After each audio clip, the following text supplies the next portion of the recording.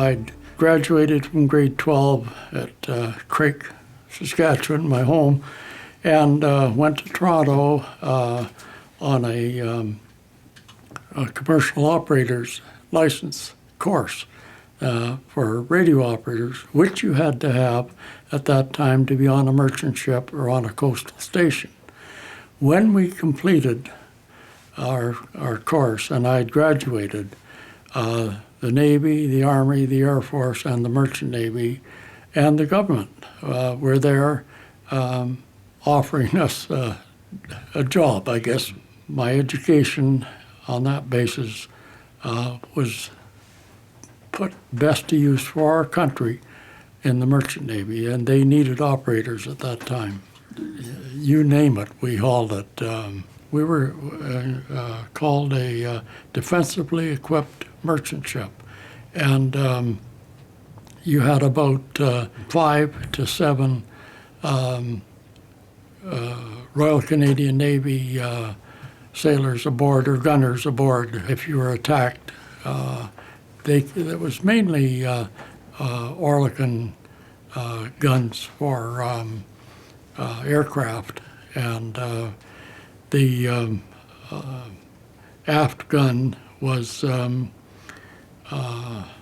12-pounder, which was kind of a joke because I don't think the enemy had a submarine that couldn't have stood off and fired at us all day long, and we couldn't have reached them with the thing. And we only, at maximum speed we could travel was 10 knots, and we were very, very fortunate if we ever made 10.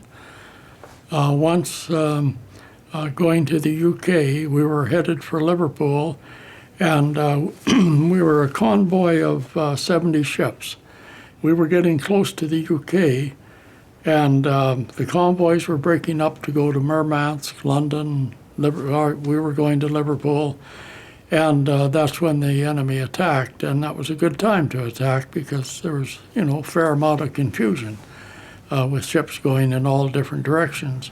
We were asked to move off Coffin Corner up to a spot where we're protecting a ship, they said, had diplomats on. Of course, you never knew if they had, but that's what we understood. And the ship that took our place was torpedoed. We were watching it when it got hit.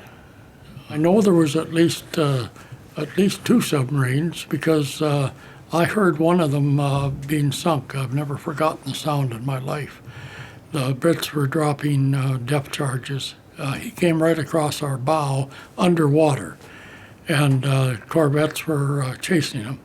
And they must have got him because I and the rest of the crew, of course, actually heard the submarine break up.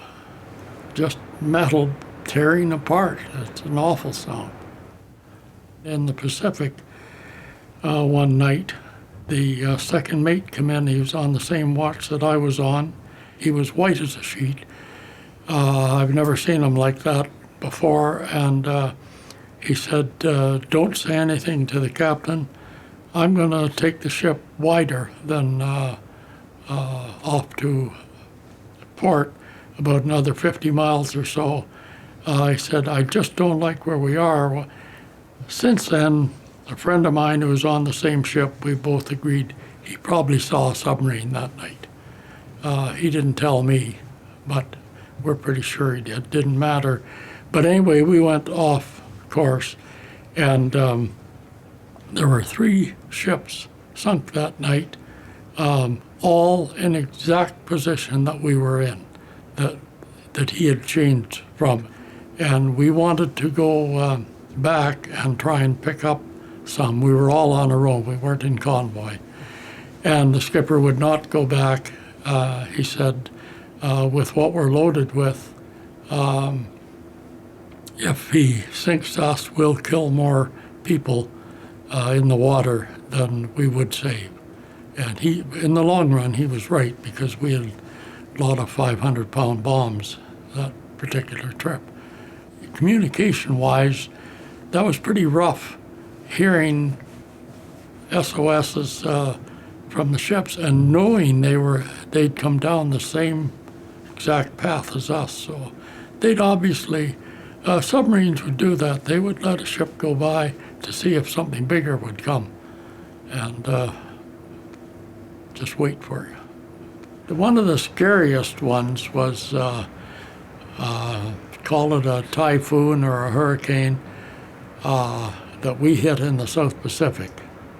And our weather stations, all the Allied, any Allied country was giving them out, were very, very good during the war, weather-wise, because I was taking them, of course, and giving them to the bridge. And but this is a hurricane they missed, which later on I read that there was that area, and it was the exact area we were in, that even with the most modern equipment they have today, that an ordinary day turns into a hurricane. We were in it for 48 hours. There was a lot of ships lost. We had a lot of damage.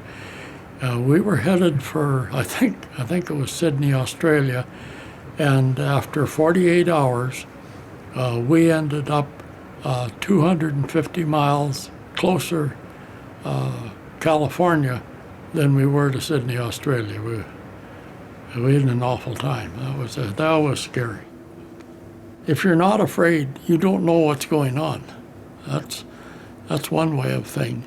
But you have a job to do, and they depend on you, and you depend on them. And you know, I guess you do your job whether you're afraid or not. During the war, we were treated no different than a soldier, sailor, or airman. But when the war was over and I wanted to go, I'd have my grade 12, I wanted to go to university. And a young chap there, I said I was in the Canadian Merchant Navy and show my identity and everything like that, and what's that?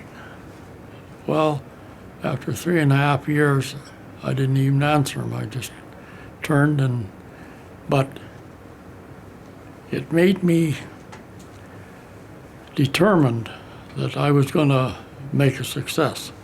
If I did that for my country, and my country at that point didn't seem to care, then I was going to do it. I went to work at various things on farms around Craik and that. And finally got a job with CK, and that was it. I believe it was either 90 or 92, and I'm sorry I can't remember exactly. But the government realized, I guess, that they'd made a mistake, and by not recognizing us, and that's all we ever asked for. But they came up with a cash bonus, but we were recognized as full veterans, and that was very important.